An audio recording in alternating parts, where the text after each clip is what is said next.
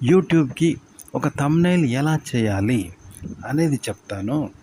మామూలుగా సినిమా వాళ్ళు షూటింగ్స్ ఎలా చేస్తారో చెప్తాను. ఉదాహరణ అలా థంబ్‌నెయిల్ ఎలా చెప్పాలో చెప్తాను. సినిమాలో ఏం చేస్తారు, ఒక కోర్ట్ హాల్ ఉంటుంది మామూలుగా. ఒక పోలీస్ స్టేషన్ ఉంటుంది, ఒక కోర్ట్ హాల్ ఉంటుంది, ఒక దేవాలయం ఉంటుంది, స్టూడియోలలో ఒక ఊరు ఉంటుంది, కొన్ని ఇండ్లుంటాయి, ఖాళీగా పడాబడి ఉంటాయి అవన్నీ చూసారా? కానీ షూటింగ్ వాళ్ళు ఏం చేస్తారు, ఆ కోర్ట్ హాల్ అద్దెకు తీసుకుంటారు అవసరమైనప్పుడు.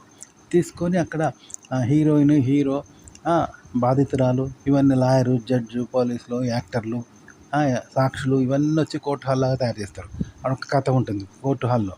వాదోపవాదాలు జరుగుతా ఉంటే మనం ఇంట్రెస్ట్‌గా చూస్తాం కదా!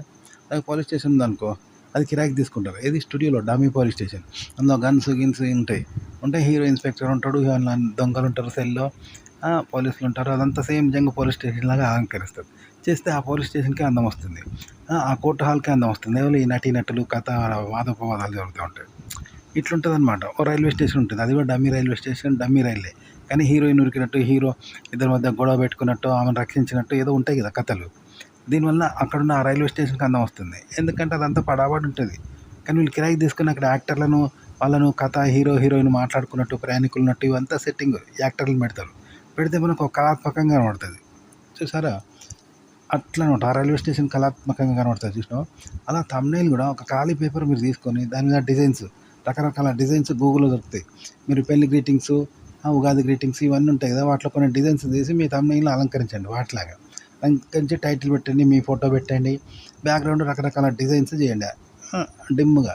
మెయిన్‌గా ఏందంటే మీ ఫోటోను, మీ టైటిల్ వెనక మెయిన్‌గా ఉండే ఆ వాల్‌పేపర్ అనేది డిమ్‌గా ఉండాలి. ఫోటోను మీ టైటిలే బాగా బ్రైట్‌గా ఉండాలి. వెనక ఉండే ట్యాగ్స్ ఉంటాయి. అంటే చిన్న చిన్న డిజైన్స్ పెడతారు. అవి లో క్వాలిటీగా ఉండాలి కొంచెం. మెయిన్‌గా అవుట్ కావాలంటే, మీ ఫోటో అవుట్ కావాలంటే క్లియర్‌గా ఉండాలి. మీ టైటిల్ క్లియర్‌గా ఉండాలి. మిగతాయి కొంచెం డిమ్‌గా ఉండాలి వెనక డిజైన్స్. ఇలా రకరకాలుగా పెడితే అవి ఒక కళ వస్తుందనమాట థంబ్‌నెయిల్ మీద. చూసారా? ఒక మామూలు పేపర్ మీద ఒక కళ వస్తుంది. వచ్చి మీ థంబ్‌నెయిల్ అందంగా ఉంటుంది. ఇదే థంబ్‌నెయిల్ చేయడం అంటే గింతే. థంబ్‌నెయిల్ అంటే ఏం లేదు. ఇప్పుడు ఒక మామూలు ఇల్లు ఉన్నది.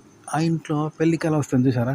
ఆ ఇంట్లో పెళ్లి చేసినప్పుడు ఏం చేస్తారు, చక్కగా పందిరేస్తారు, మంగళ తోరణాలు పెడతారు, పూలు పెడతారు, పూలదండ వేస్తూ ఉంటారు, ఇంటికి చుట్టాలు వస్తారు, బాజా భజంత్రీలు జరుగుతూ ఉంటాయి, పాటలు వస్తూ ఉంటాయి, అందరూ కొత్త కొత్త బట్టలు వేసుకుంటారు, డిన్నర్ చేస్తారు, పెళ్లి కూతురు, పెళ్లి పిల్ల, పెళ్లి, మంగళహారతులు ఇవ్వడం, అయ్యగారు రావడం, మంత్రాలు చదవడం, ఇదంతా పెళ్లి తంతు ఉంటుంది కదా! 2 రోజులు 3 రోజులు భోజనాలు ఇదంతా ఉంటుంది. అప్పుడు ఎంత బాగుంటుంది. ఒక కళ వస్తుందిగా ఇంటికి. ఆ తర్వాత పెళ్లి ముగిసిపోగానే ఎటోళ్ళు అటు పోతారు. మళ్ళీ వట్టి ఇల్లు మిగులుతుంది. అప్పుడేం ఉత్సాహంగా ఉండదు. చూసారా? ఇప్పుడు ఒక గుడి ఉన్నది.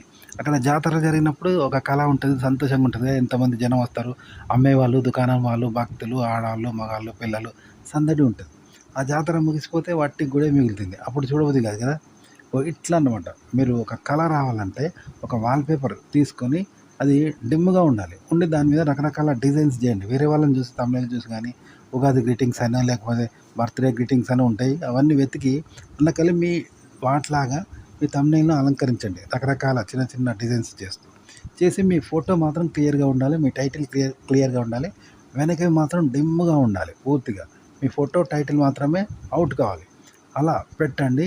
హై క్వాలిటీలో మీ ఫోటో ఉండాలి. హై క్వాలిటీలో మీ టైటిల్ ఉండాలి.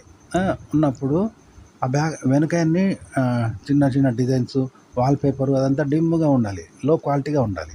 అప్పుడు థంబ్‌నెయిల్ బాగుంటది. ఇంతే థంబ్‌నెయిల్ అంటే కొత్తగా చేసేదేముండదు.